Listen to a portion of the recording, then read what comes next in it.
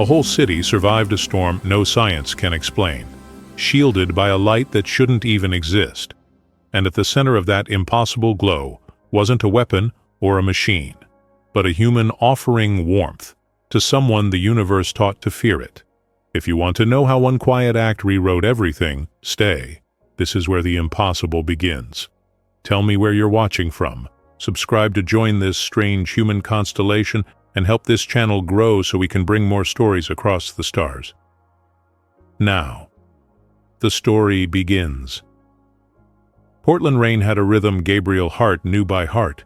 Soft percussion against the anchor's windows, steady as a metronome, predictable as breathing.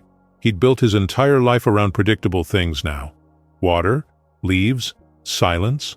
The kettle whistled at exactly 6:47 p.m., the way it always did.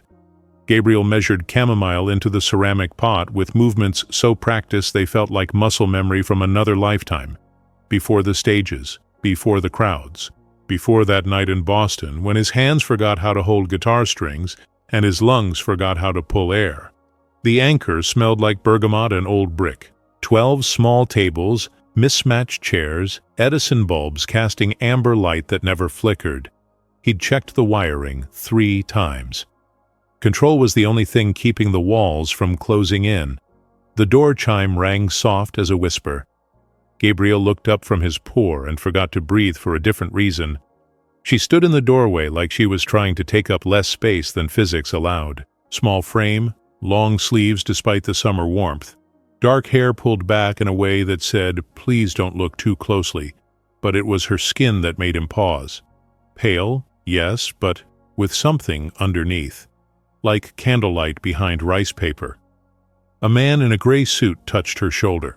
Official, federal, probably. "This is the establishment," he said in that flat, bureaucratic tone Gabriel had learned to hate. "You'll report any incidents to—" "I know the drill." Gabriel kept his voice level.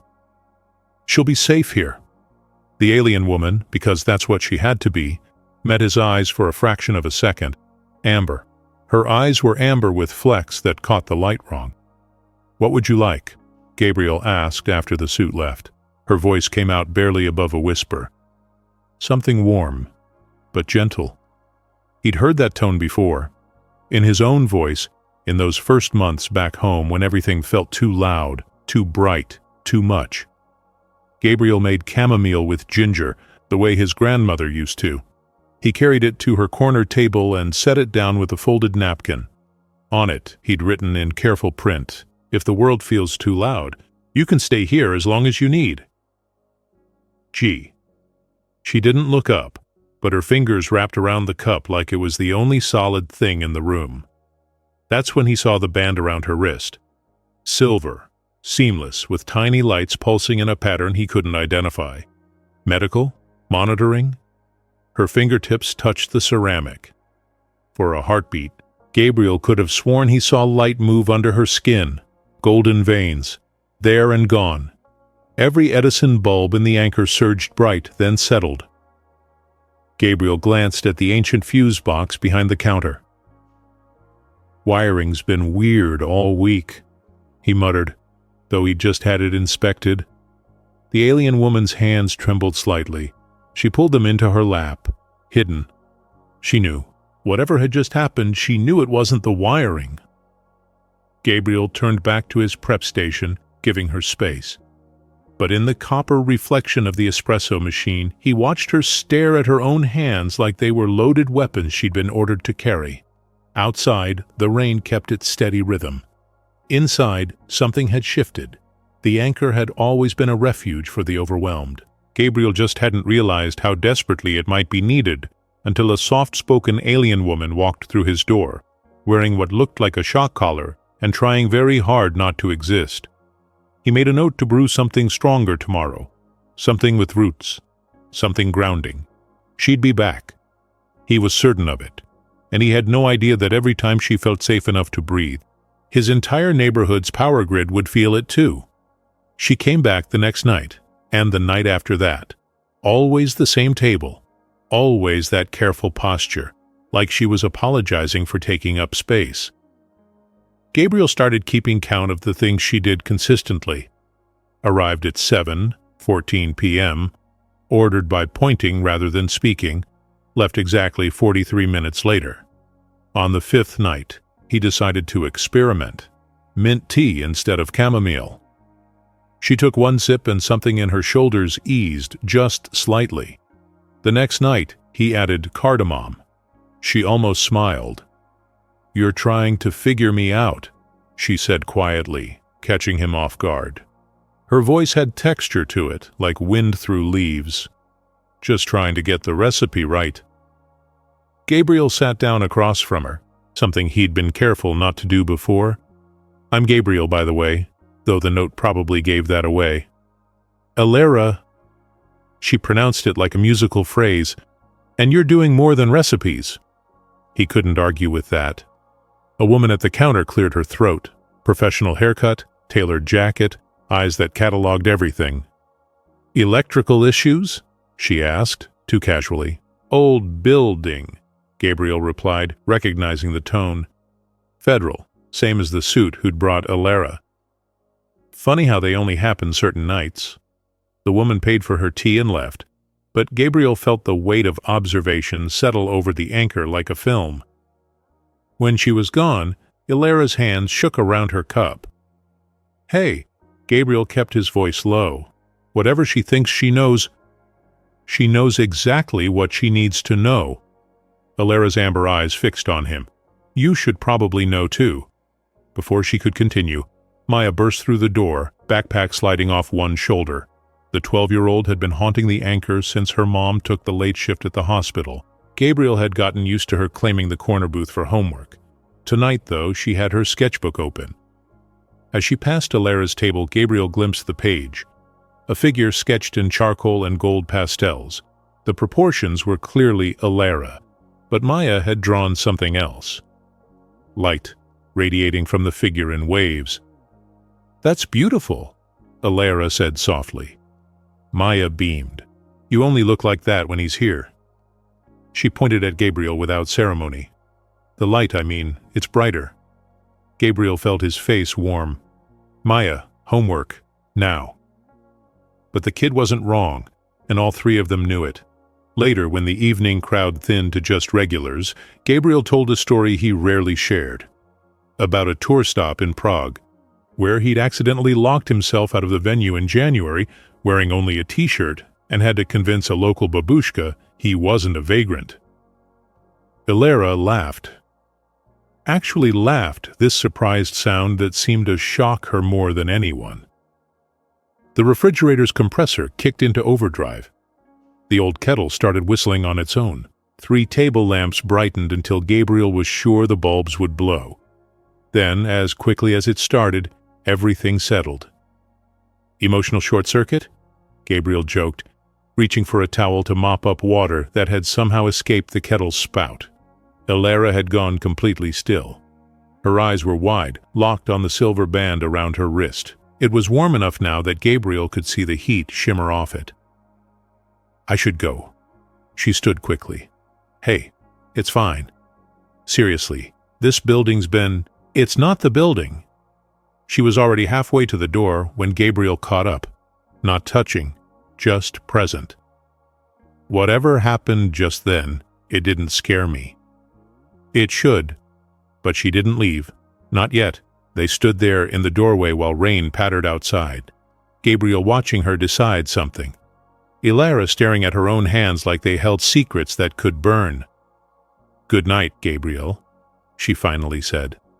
"Same time tomorrow?" The smallest smile. "Maybe stronger tea." After she left, Gabriel found Maya's sketchbook on the counter. The girl had drawn another picture. This one showed Elara and Gabriel sitting across from each other, steam rising from cups, and between them, something that looked like light and warmth and connection made visible. He carefully placed it back where Maya would find it. Outside in her car, Helena Rhodes pulled up the sensor data on her tablet. The readings were unmistakable.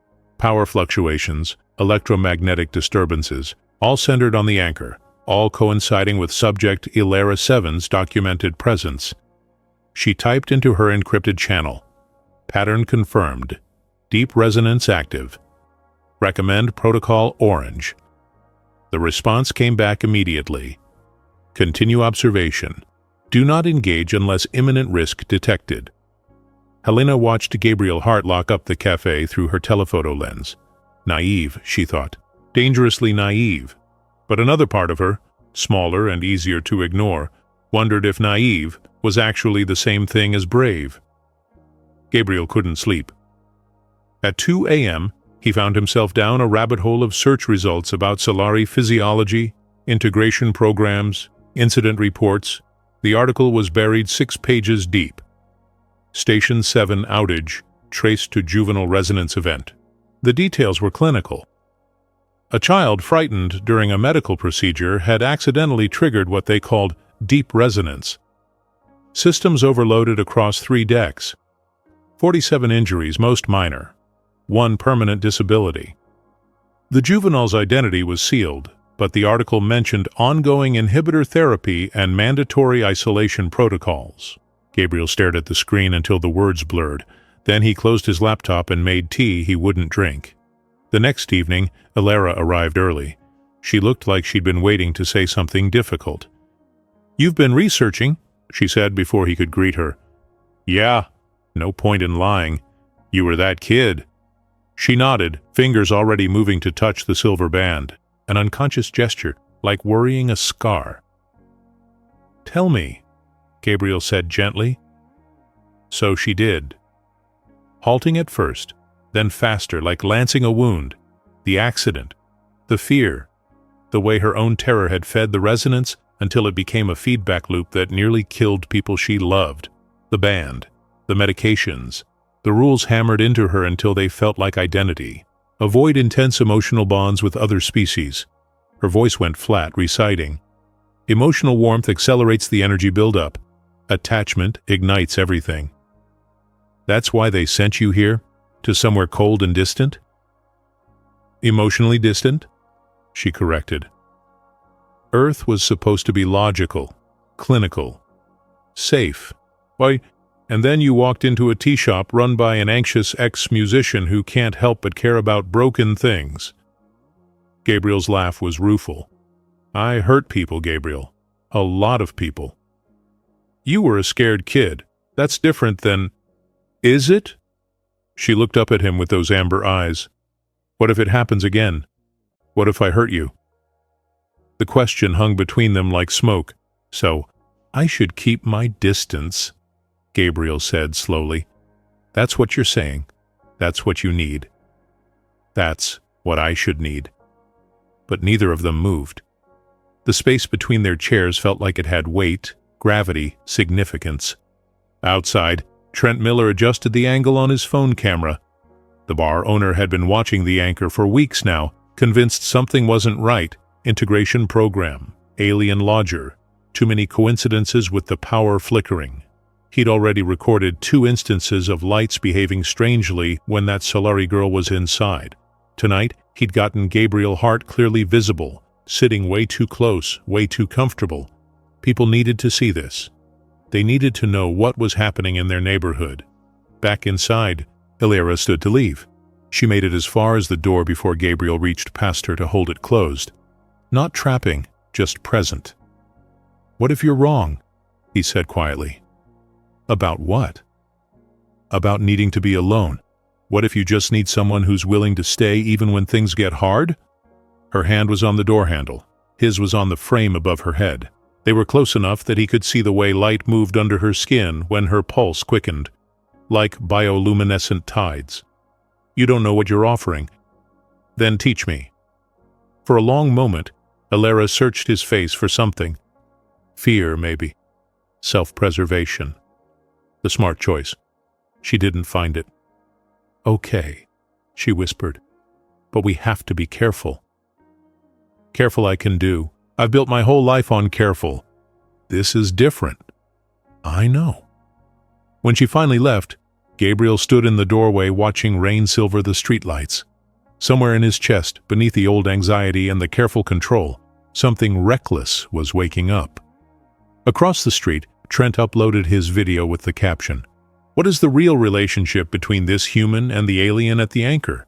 Why is the government so interested? What are they hiding from us? 3 blocks away, Helena Rhodes' tablet pinged with a social media alert. She watched the video twice, then made a call she'd been hoping not to make. We may have a public exposure situation developing. The voice on the other end was expressionless. Increase monitoring frequency. Prepare contingency protocols. Which level? A pause. Start with orange. Keep red on standby. Helena hung up and stared at the anchor's warm windows through her rain-spattered windshield. She'd seen what happened when deep resonance went uncontrolled. Entire sectors evacuated, infrastructure destroyed. But she'd also just watched Gabriel Hart offer himself as an anchor point to someone who'd been taught her whole life that connection was a weapon. Stupid, she thought, or impossibly brave. She wasn't sure which was worse. Inside the anchor, unaware of cameras or protocols or the machinery of bureaucracy mobilizing around her, Elara sat in her usual corner and let herself hope for the first time in years that maybe warmth didn't have to mean destruction. The lights dimmed, then glowed, steady and soft, like a heartbeat finding its rhythm. Gabriel smiled and made tea strong enough to taste like courage. They started small. "What if we try this scientifically?" Gabriel said, clearing table 6 after the evening rush. "Controlled variables, safe environment." Elara looked skeptical. "You want to trigger my resonance on purpose?" "I want to understand it. Big difference." So they made rules, Tuesday and Thursday nights after closing. Just the 2 of them. Gabriel would try different approaches, different topics of conversation, and they'd observe what happened to the anchor's electrical systems. Week 1. Casual conversation made the lights pulse gently. Week 2. A story about his first concert made the espresso machine's steam wand activate on its own. Week 3. Gabriel mentioned his grandmother's death, and every bulb in the place dimmed to candlelight. "It's responding to your emotions," Elara realized, staring at her hands. The band around her wrist was glowing more frequently now. "Not mine." "Yours." "Then let's test that." Gabriel reached across the table and took her hand. The contact was simple, deliberate, and electric in ways that had nothing to do with resonance. Light flared under Elara's skin, golden and immediate. The overhead fixtures brightened, surged. But before they could blow, something else happened. Gabriel felt it like a current redirecting. The energy didn't explode outward. It circled back, stabilized, settled into a warm, constant glow. "How did you do that?" Elara breathed. "I didn't. I just thought about..." He struggled to articulate.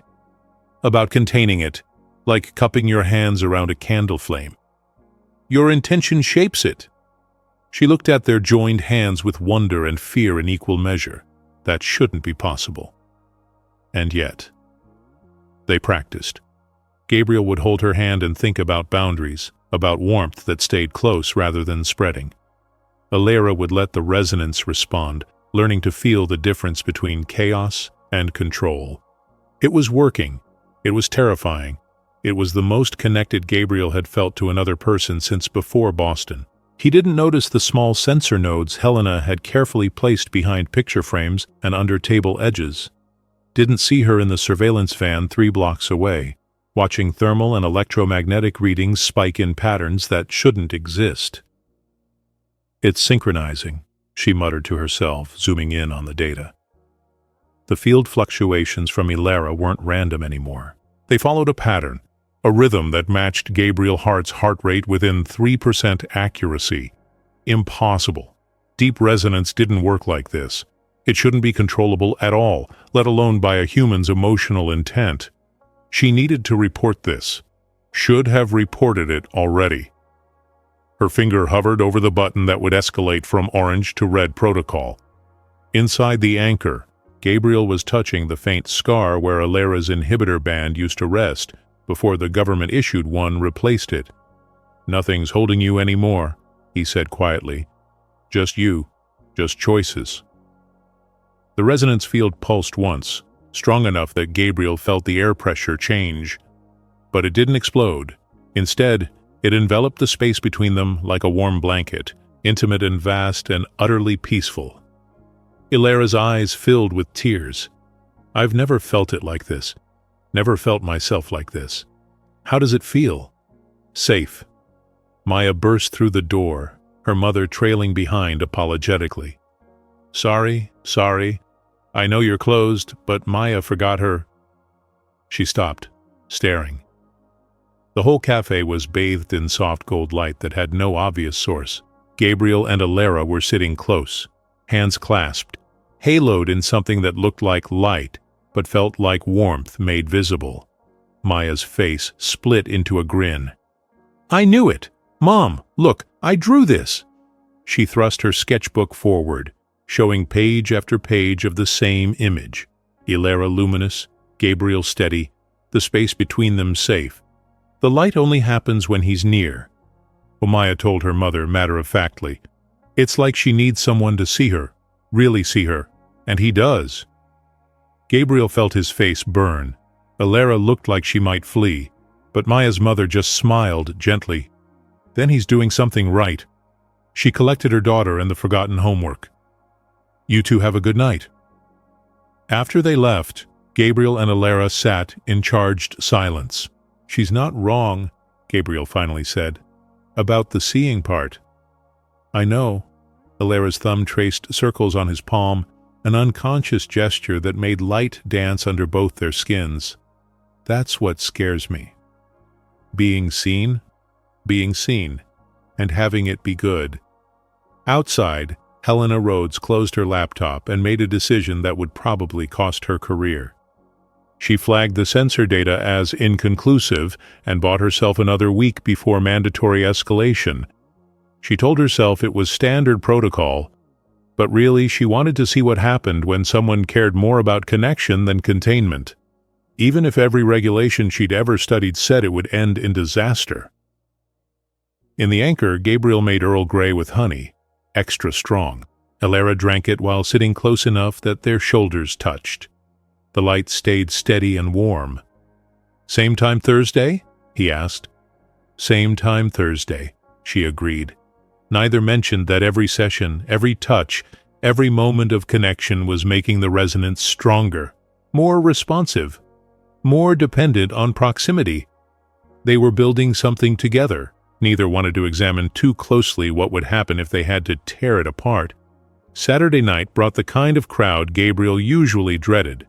Large party, mixed group, humans and two off-world visitors comparing notes about Earth culture with the enthusiasm of anthropology students.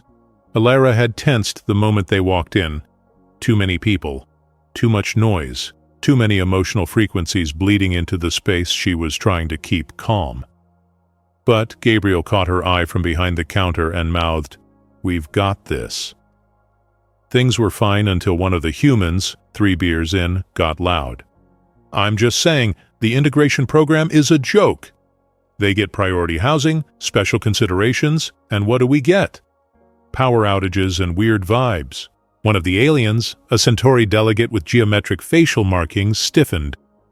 Perhaps if your infrastructure wasn't a century outdated, oh, here we go. Blame Earth for not being up to your standards. Gabriel moved quickly, sliding between them with practiced ease. Hey folks, maybe we lower the volume, this isn't that kind of place. But the damage was done. Tension crackled through the Anchor like static electricity. Ilara's hands were shaking around her cup, the silver band warming visibly. The lights flickered. Once, twice. See? The drunk human gestured wildly. Weird vibes. I'm telling you. Gabriel felt it then. The pressure change. The way air gets heavy before a thunderstorm. Ilara was standing now, backing toward the corner, eyes wide. The resonance was building. Fast. But this time, something different happened. Gabriel thought very clearly. Peace. Calm. Lower the temperature. Make them remember why they came here. He didn't say it, didn't move toward Ilara. Just thought it, hard and intentional. The field responded. A wave of golden warmth rolled through the anchor like a tide. Everyone felt it. The drunk human blinked, confusion replacing anger. The Centauri's rigid posture softened. Even the other patrons, who'd been tensing for a fight, suddenly looked around like they'd forgotten what the fuss was about. The lights stabilized, the air cleared, peace descended like a benediction. Gabriel met Ilara's eyes across the room. She looked stunned, golden light still visible under her skin, but controlled, directed, transformed into something healing rather than harmful. "It worked," she mouthed. He wanted to cheer, wanted to grab her and spin her around and celebrate this impossible thing they'd just done.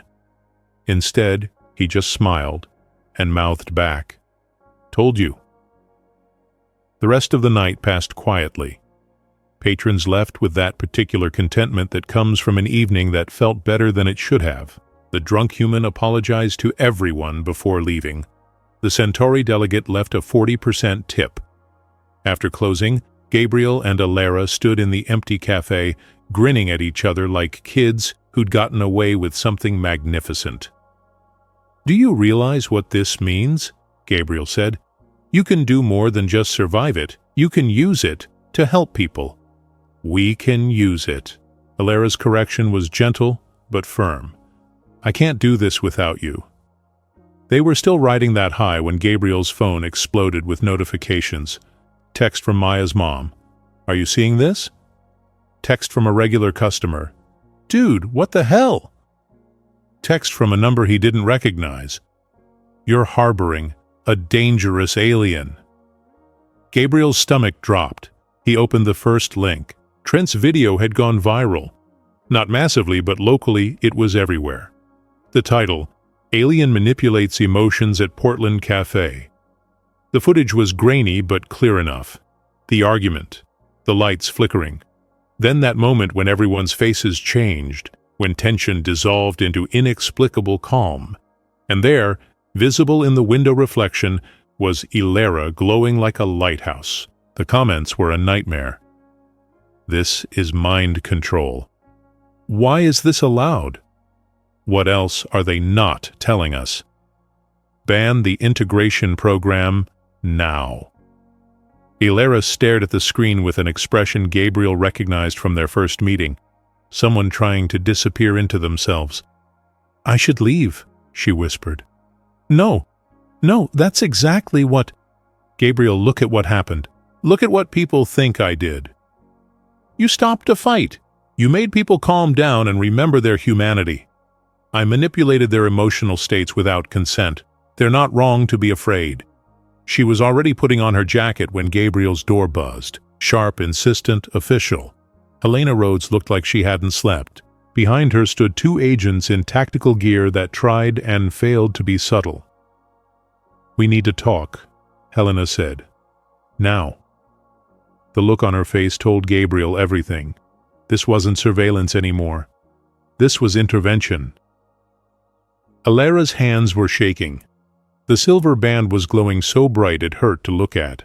And in that moment, Gabriel understood with crystalline clarity that everything they'd built together, every careful experiment, every moment of connection, was about to be classified as a security threat and neutralized.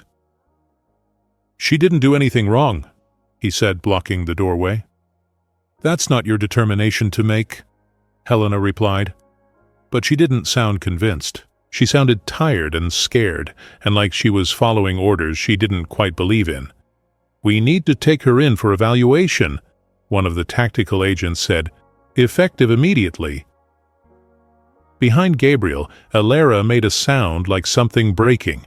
The lights in the anchor began to strobe. Not with control this time, with panic. "Everyone stay calm," Helena said, reaching for something at her belt. But calm was the last thing anyone felt as the windows started to vibrate in their frames, and the smell of ozone filled the air. Helena raised her hand, and the tactical agent stepped back. Not far, just enough. "Let's talk before this escalates." She looked at Gabriel, then at Ilara, who was pressed against the back wall, light pulsing under her skin in rhythmic waves. 5 minutes. That's all I'm asking." Gabriel didn't move from the doorway. "Talk then." Helena pulled out a tablet, called up a document that looked like it had been redacted more than read. "This is the real reason Ilera was sent to Earth, not integration, not cultural exchange." She turned the screen so they could see, block after block of official language, but one section highlighted in red. In the event subject displays inability to regulate deep resonance in sustained human contact, Protocol 0 authorizes permanent containment and repatriation to Solari Isolation Facility. "Permanent containment," Gabriel repeated flatly. "Say what that actually means." Helena met his eyes. "Medically induced stasis. Indefinitely. Until Solari medical science advances enough to remove the resonance entirely, which current projections estimate at 40 to 60 years. The number hung in the air like a guillotine blade. You were going to put her in a coma." Gabriel's voice was very quiet, the dangerous kind of quiet.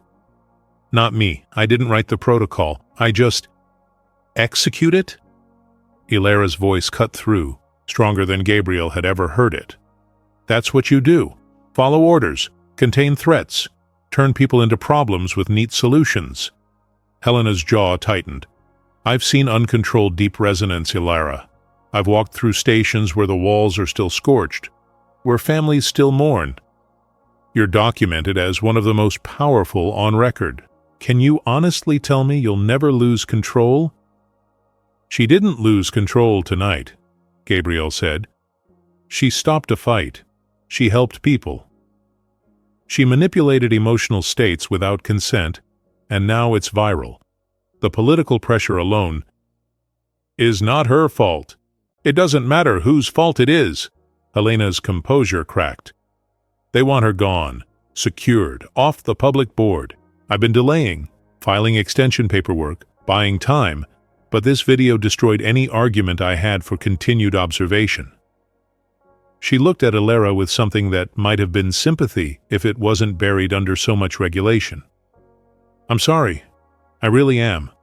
But unless you can demonstrate stable, independent control without human intervention, Protocol 0 goes into effect at Aero 800 tomorrow."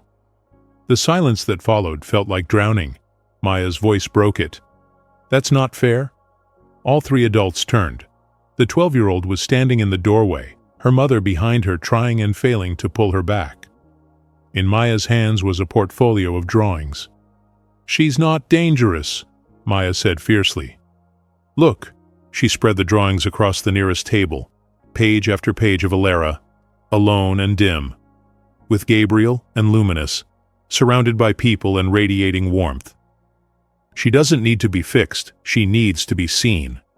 "Maya, this is complicated," Helena started. "No, it's not. Adults make things complicated because they're scared. But I've been drawing her for weeks, and you know what I noticed. She's only scary when she's scared. When she feels safe, everyone around her feels safe too." From her jacket pocket, Maya pulled a folded piece of newsprint. "I tried to tell people. Gave this to the local paper yesterday." It was a simple editorial illustrated with Maya's art. The headline, "The alien at the anchor isn't a threat. She's a protector." Helena stared at it, then at Ilera, who looked like she might shatter. "It doesn't matter," Ilera said quietly. "The protocol is right. I'm too dangerous, too unstable. I thought maybe with Gabriel, with practice, I could—" Her voice broke. "But tonight proved it. One wrong moment, and I could have hurt everyone. You didn't, though. This time. What about next time, or the time after that?" She turned to Gabriel, and the grief in her eyes was physical. "You gave me something beautiful. You made me feel like I could be more than a walking disaster, but I can't risk you. Any of you." "Ilera, I'm going." Her voice firmed.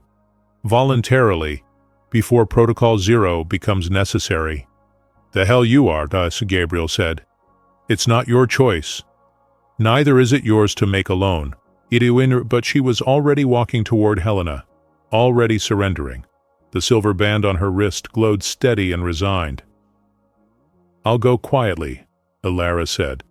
On one condition. You leave the anchor alone. Leave him alone.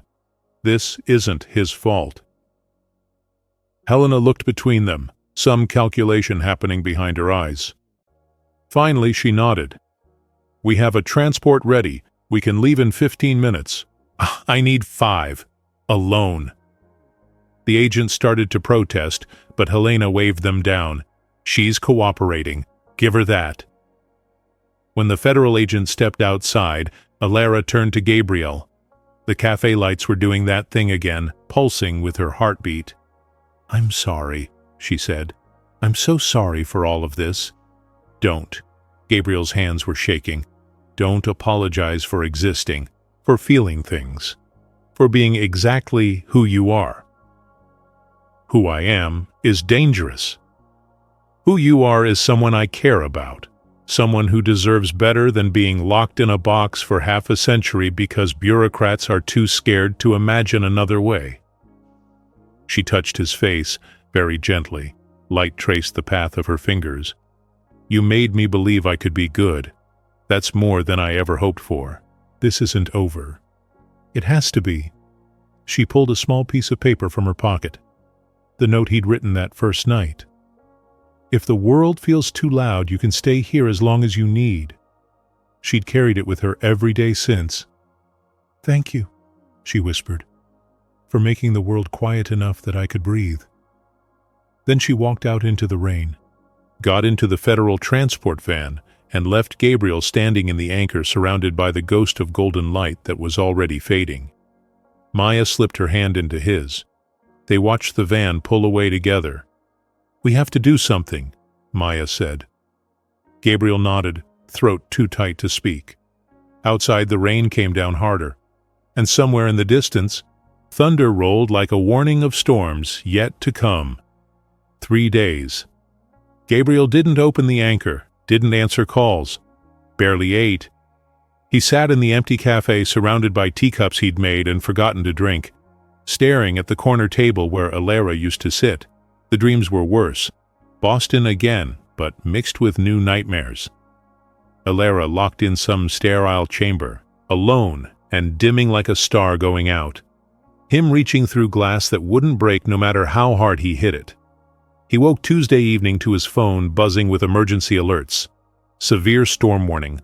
Flash flood risk. Seek shelter immediately. Wind hit the anchor's windows like fists. Rain came sideways. Somewhere in the neighborhood, a transformer exploded with a sound like the earth breaking. Gabriel's old generator coughed to life, the one thing his anxiety had insisted he maintain religiously. The anchor's lights flickered on while the rest of the block went dark. That's when the pounding started. Mrs. Chen from the apartment upstairs clutching her cat carrier. The college kids from down the street, soaked and shivering. A young mother with a baby who wouldn't stop crying. "Please," she said, "we saw your lights. Is there room?" Gabriel opened the door wider. "Everyone in." They came in a flood. Neighbors he barely knew. Strangers who'd been caught out. An elderly man with a portable oxygen concentrator that was down to 15% battery. Within 10 minutes, the anchor held more than 20 terrified people. Gabriel tried. Made tea, found blankets, spoke in his calmest voice. But the storm was getting worse. Another transformer went, closer this time. The building shook. Someone screamed. The baby's crying intensified. The old man's oxygen alarm beeped. Fear fed fear fed fear in an escalating spiral that Gabriel recognized from stage fright, from Boston, from every panic attack that had ever dragged him under. He was losing them, losing himself. Outside, the federal transport van navigated flooded streets, trying to reach the facility on the city's edge. Alara sat in the back, hands bound with electromagnetic dampeners, feeling emptier than she'd ever felt. Then she felt something else. Terror, collective and overwhelming, the specific frequency of Gabriel's fear, which she'd learned to recognize like a melody, but amplified by dozens of others, all coming from the direction of the anchor. "Stop the van," she said. The agent in front didn't turn around. "Not possible." Stop the van, or I'll stop it myself." Helena, riding in the front passenger seat, turned to look at her, saw the way Alera's eyes were glowing amber bright despite the dampeners, saw her silver band heating to white hot. "How close are we to the anchor?" Helena asked the driver. 4 blocks. Why? Helena made a decision that would either save lives or end her career. "Pull over! Agent Rhodes! I said pull over!" The van stopped. Alera was already moving, hands still bound, but it didn't matter. The dampeners exploded off her wrists in a shower of sparks. She hit the van's door with a field pulse that tore it off its hinges. Then she was running through the storm, bare feet on flooded pavement, following the thread of connection that led back to the only place that had ever felt like home. She burst through the anchor's door like a hurricane made flesh. Water streamed off her. Her veins glowed so bright they cast shadows. Every light in the cafe pulsed in sync with her heartbeat, violent and arrhythmic. Gabriel saw her, and his heart both broke and sang at once. "Alera, I felt you." She was shaking. "I felt all of you. I couldn't—" The field was building, fast and uncontrolled. The lights didn't just flicker now. They strobed. The windows vibrated. The old man's oxygen concentrator sparked and died. People pressed against the walls, eyes wide with terror that fed directly into Alera's spiraling panic. Helena burst in behind her, tablet out, shouting readings. "Field strength critical. Structural integrity compromised in 90 seconds. I have to sedate her. Now!" She pulled a syringe from her vest, moving toward Alera. Gabriel stepped between them. "No. Hart, get out of the way. This building is going to—" "I know what it's going to do, and sedating her in the middle of this much fear will make it worse. You don't understand the physics." "I understand her." He moved past Helena, directly into the eye of the storm.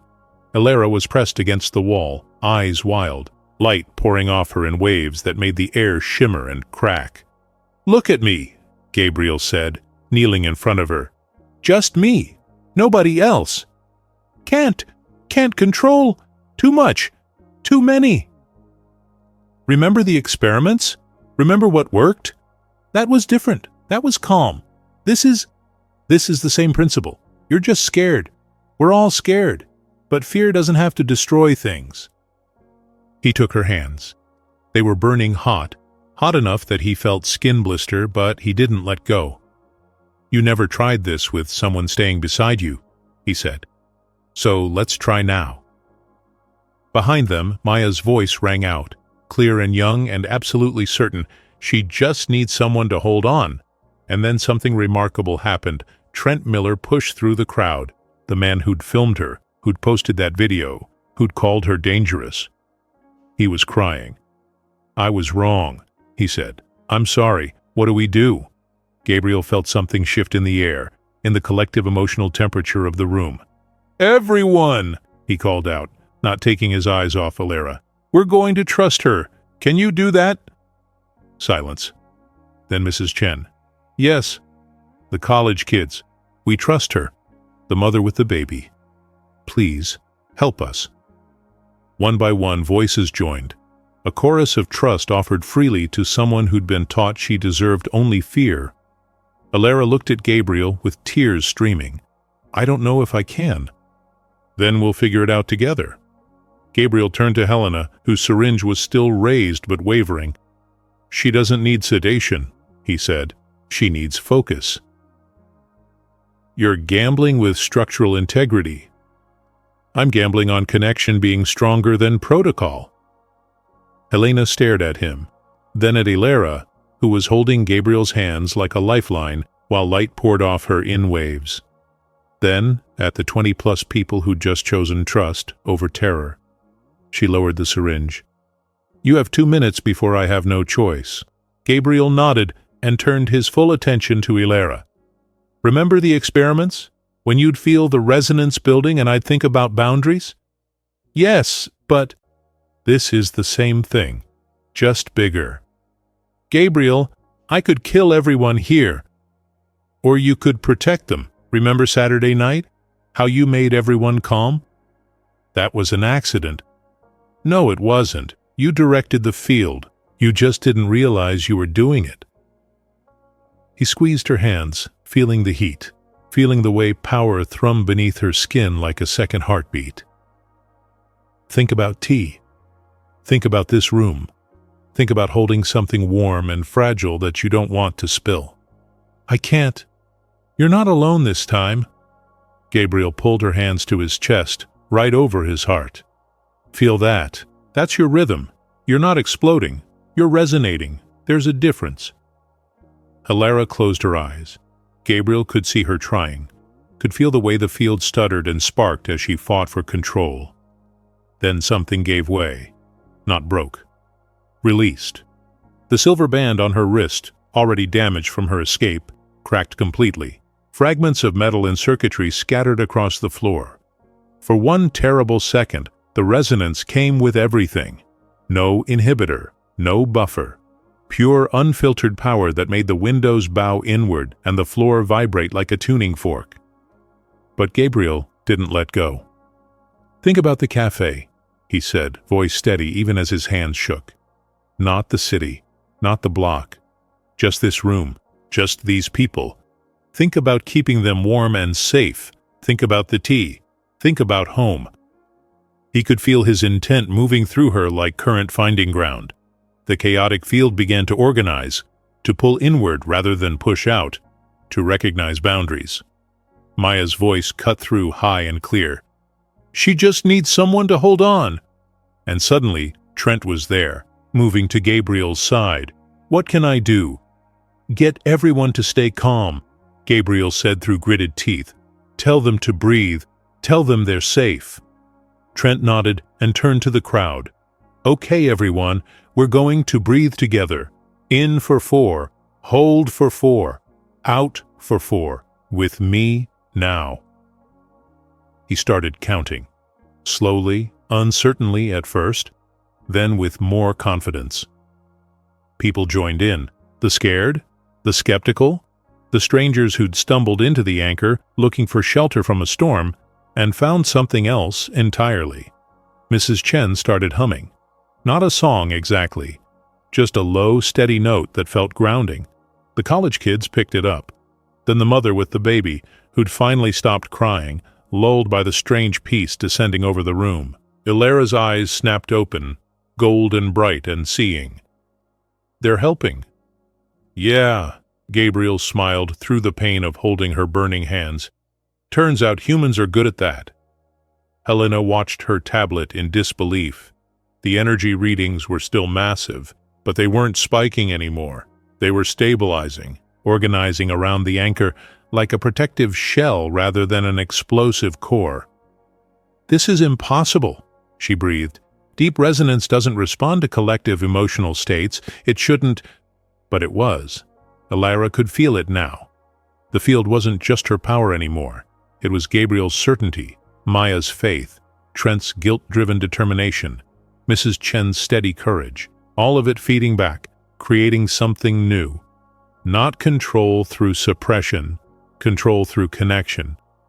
I think I understand now, Hilara said quietly. It's not about stopping the power. It's about giving it somewhere to go. So where do you want it to go? She looked around the anchor, at the people who'd chosen to trust her, at Gabriel, who'd refused to let go even when it hurt, at the windows being battered by wind and rain and the chaos of the world outside. I want to protect them, she said. All of them. Then do it. Hilara took a breath, then another. Then she stopped fighting the resonance and instead guided it, shaped it, asked it to do what she'd never thought possible. Keep them safe. Keep them warm. Make this small space in the middle of the storm a place where fear can't reach. The field responded like it had been waiting for permission. Golden light poured out from Hilara, but it didn't explode. It expanded in a controlled wave that filled the anchor from floor to ceiling, wall to wall. The air warmed. The sound of the storm outside became muted, distant, irrelevant. People stopped breathing in sync and just breathed easier. The baby cooed.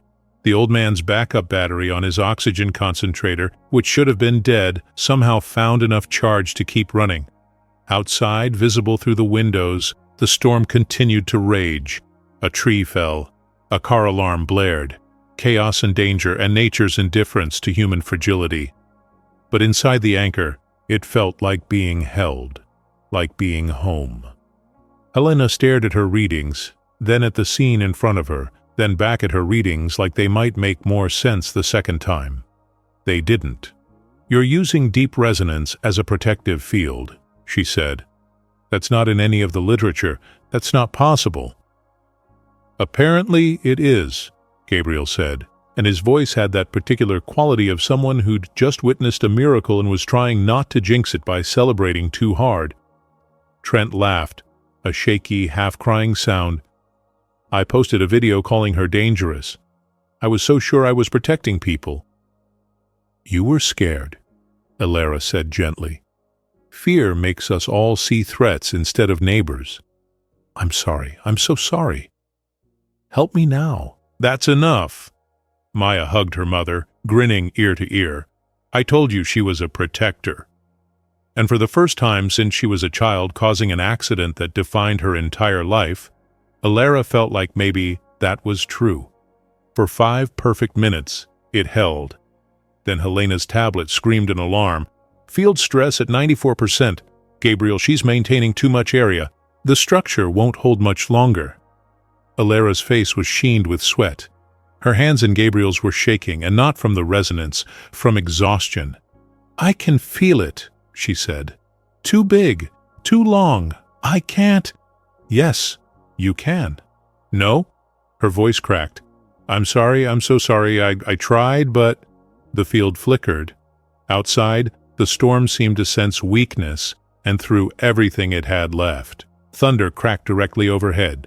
Lightning struck so close that ozone burned in their nostrils. People started to panic again. The feedback loop Gabriel had been dreading. Fear feeding the resonance, which sparked more fear, which fed it more, spiraling up and up until— "Don't leave!" Gabriel shouted over the rising wind. "Trust her. She's not going to let anything happen to you." But he could see doubt creeping back. Could feel Elara slipping, her control fragmenting under the weight of too much power, too much responsibility, too much fear. Helena grabbed her radio. "I'm calling for emergency structural evacuation. We have maybe 90 seconds before—" "Wait!" Elara's eyes snapped open, bright gold and desperate. "I just realized something." "What?" Gabriel was barely holding on now, his hands blistered and raw. "I'm trying to stop it. I'm still fighting it. That's what's failing." "I don't understand." "It's not about controlling the power, Gabriel. It's about directing it. You said that yourself. I've been trying to contain a storm. What if I just guide where it goes?" She looked at him with something that was either genius or madness, and he'd never been sure there was much difference between the two. "What do you need?" he asked. "I need you to stop trying to hold me. I need you to let me go." Every instinct screamed against it, but Gabriel saw the certainty in her eyes and made a choice. He let go of her hands. The field exploded outward. People screamed. Helena dove for cover. The windows blew out in a shower of glass that hung suspended in midair, frozen by the sheer force of energy holding it. But Elara wasn't fighting anymore. She was conducting, her arms spread wide. Light poured from her like water from a broken dam. But it wasn't chaos. It was shaped, intentional, a sphere of pure protective force that expanded to encompass not just the anchor, but the entire block. Outside, a transformer that had been sparking dangerously went cold, its overload absorbed and redistributed harmlessly. A falling tree stopped mid-descent, caught by an invisible hand. The flooding water parted around buildings like the storm itself had been asked politely to redirect. Inside the anchor, Gabriel stared in awe. This wasn't control. This was partnership. Elara and the resonance working together instead of fighting each other. But the strain on her face was terrifying. "Too much," she gasped. "Can't hold. Can't—" Gabriel moved behind her, wrapping his arms around her waist, hands over hers. You're not alone. Remember? We do this together." He pulled her back against his chest, lending his strength, his certainty, his stubborn refusal to let her fall. The field stabilized, not perfectly, but enough. "I need something," Alara said through gritted teeth. "A rhythm, a pattern, something to anchor the pulses to." Maya started singing. The tune was simple, something Gabriel played on guitar sometimes during slow nights, an old folk song about storms and shelter and finding your way home. Her voice was thin and young, but it was there. Mrs. Chen joined in, her accent making the words foreign and beautiful. Then the college kids, who probably didn't know all the lyrics but hummed the parts they missed. The mother with the baby. Trent, voice shaking but determined. 20 people singing together in a cafe with blown-out windows, while an alien woman glowed like a star and used her power to hold back a storm. Alara felt the music in her bones, felt it give the resonance something to follow. Each note became a pulse point, each verse a wave of protection rolling outward. The chaotic energy organized itself around the rhythm, found a pattern, found peace and structure instead of suppression. Helena watched her sensors and stopped believing in anything she'd been taught. The readings showed deep resonance operating in ways that shouldn't exist, synchronized to human vocal frequencies, responsive to collective emotional harmonics, stable because of connection, not despite it. "This is going in every textbook," she breathed. "This is going to change everything." The storm, as if offended by being managed through its last punch. Wind hit like a freight train. The building groaned. For one horrible moment the field wavered. Alara screamed, but she didn't let go. Gabriel held her tighter. "We've got this, all of us together. We've got you." The singing got louder, not because anyone decided to, but because everyone felt it, felt her straining, felt the moment hanging by a thread. And they chose, all of them, to give what they could. Faith, trust, the crazy human belief that sometimes caring is enough. The field surged one last time, brilliant and vast and undeniable. Then the storm broke, not slowly, all at once. Like it had been cut off at the source. Wind dropped, rain stopped mid-fall. And through the blown-out windows, impossible and perfect, stars appeared in the clearing sky. The power grid came back online. Section by section, the neighborhood relit. Alara collapsed. Gabriel caught her, lowering them both to the floor, cradling her head in his lap. Her veins still glowed, but softly now, gently, like embers instead of wildfire. "You did it," he said, and his voice broke on the words. "You saved everyone." "We did it," she corrected, eyes already closing. "I couldn't have, without all of you." She passed out, smiling. Helena stood slowly, tablet hanging forgotten in her hand. Around them, people were crying, laughing, hugging strangers. Maya was showing her mother the windows, where the glass was already being cleared by early responders who looked confused about why this one building seemed completely untouched while everything around it was damaged. Trent pulled out his phone, started recording, but this time his voice was choked with tears. "I was wrong. I called her dangerous. I called her a threat, but she just saved all of our lives. She held back a storm to keep us safe. And I'm sorry. I'm so sorry." He posted it immediately. Within an hour, it would have 1 million views. Within a day, it would change the conversation about the integration program entirely. Helena finally spoke into her radio. "Agent Rhodes reporting. Situation resolved. No casualties, no structural damage to primary location. Subject Alara 7 has demonstrated controlled use of deep resonance for protective applications." A pause. "Recommend immediate cessation of Protocol 0, and someone get me a science team. We're rewriting everything we know about Solari physiology." Gabriel just sat on the floor, holding Alara, running his hand through her hair while she slept the sleep of the completely spent. Around them, the anchor glowed with residual warmth, not dangerous, just warm, like coming home after being lost in the cold for far too long. Maya sat down beside Gabriel, sketchpad already out, capturing the scene. This time, she drew two figures. One glowing, one steady, both holding on to each other while a storm raged outside and perfect calm reigned within. She titled it simply, Anchor. 2 weeks later, the anchor reopened. The new sign by the door was small but official. Designated Emotional Crisis Response Location. Federal Integration Program approved. Gabriel hated the bureaucratic language, but he understood the necessity. What had happened that night couldn't be buried or ignored. So instead, Helena had convinced her superiors to turn it into something useful. The anchor became the first location in the country authorized to use alternative de-escalation methods for interspecies emotional management. In plain English, when things went bad in the neighborhood, they called Gabriel and Ilera. It had happened 3 times already. A family dispute that was escalating toward violence. A panic at a transit station when a minor tremor hit. A vigil for a local teenager that had nearly turned into a riot. Each time Ilera had gone. Each time Gabriel had been her anchor. And each time that impossible warmth had descended, making people remember that fear didn't have to be the loudest voice in the room. The science teams were baffled. 6 different universities wanted to study her. 4 different governments wanted to hire her. The Solari Council itself had sent a delegation to investigate the miracle case of controlled deep resonance. Ilera politely declined them all. She had a job already, pouring tea and occasionally saving the neighborhood from its own worst impulses. Tonight was quiet, though, just the evening regulars.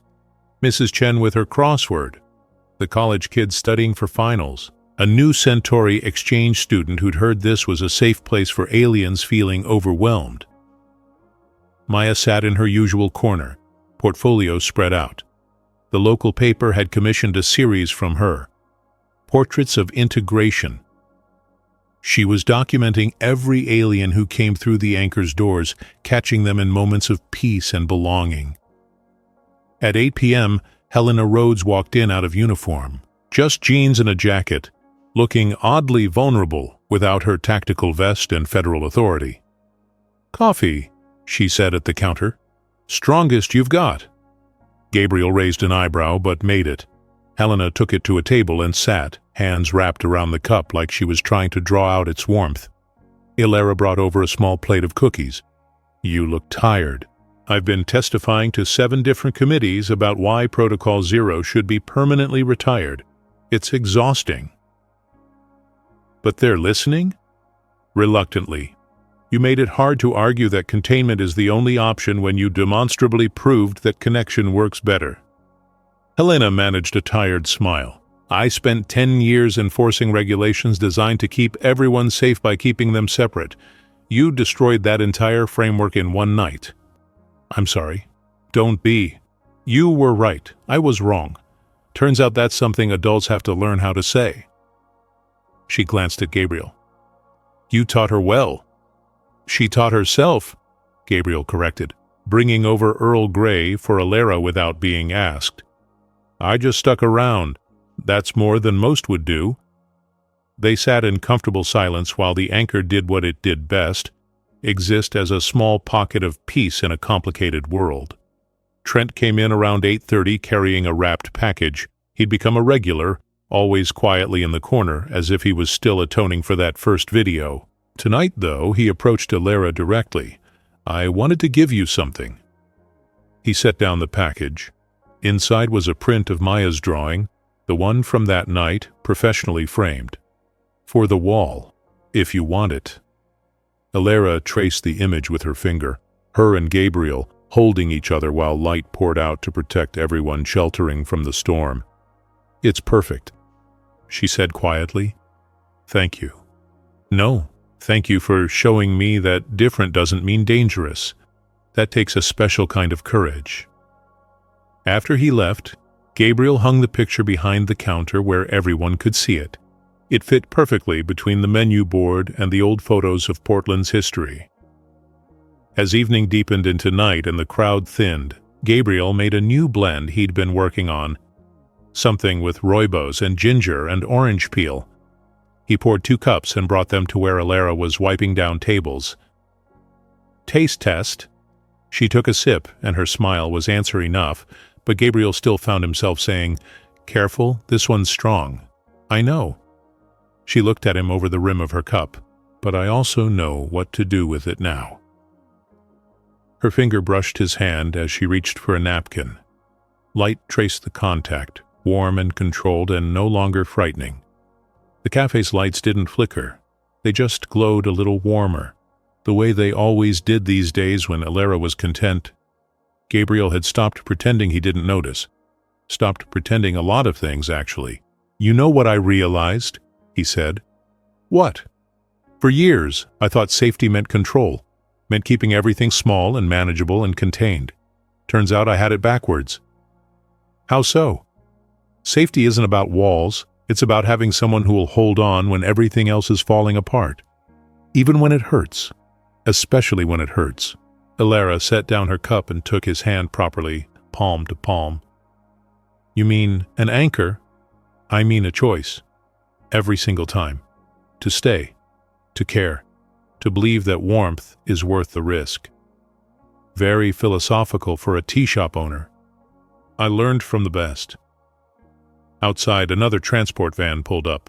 This one carried a young Tarsian who looked about 5 seconds from a full breakdown. Federal escort, same as Alara had arrived with, but this time they brought her straight to the anchor instead of making it a last resort. The designation was official now. When aliens in the integration program struggled, this was where they were sent. To a small cafe in Portland, run by a human who'd learned that sometimes the bravest thing you could do was care anyway, and an alien who'd discovered that the power she'd been taught to fear could heal when given permission. Gabriel and Alara exchanged a look. He squeezed her hand once. She squeezed back. Then they both stood to greet their newest guest. The Tarsian hesitated in the doorway, membrane wings folded tight in distress, eyes huge and terrified. Gabriel pulled out a chair. "If the world feels too loud, you can stay here as long as you need. I'm Gabriel. This is Alara. We're glad you're here." Alara sat across from the new arrival, her presence calm and glowing very faintly. "It gets easier, I promise. It took me a while to learn, but fear doesn't have to be permanent." The Tarsian's wings slowly, tentatively began to unfold. And in that moment, Gabriel understood something fundamental about humanity that he'd forgotten during his years of anxiety and retreat. They weren't particularly strong or fast or impressive by galactic standards. They didn't have resonance fields or telepathy or any of the abilities that made other species remarkable. What they had was this: the absolutely irrational willingness to look at someone else's pain and say, "I'll sit with you until it's better." Not because it was logical, not because it was safe, but because that's what hearts did when you let them. That stubborn, illogical, beautiful human insistence on connection over caution, on warmth over walls, on brewing one more cup of tea for one more lost soul, and trusting that somehow, impossibly, it would be enough. And here in the anchor, surrounded by aliens and neighbors and strangers who'd become family, Gabriel finally understood what his grandmother had meant when she taught him to make tea all those years ago. "Anyone can make water hot," she'd said. "But making someone feel welcome, that's art, that's magic.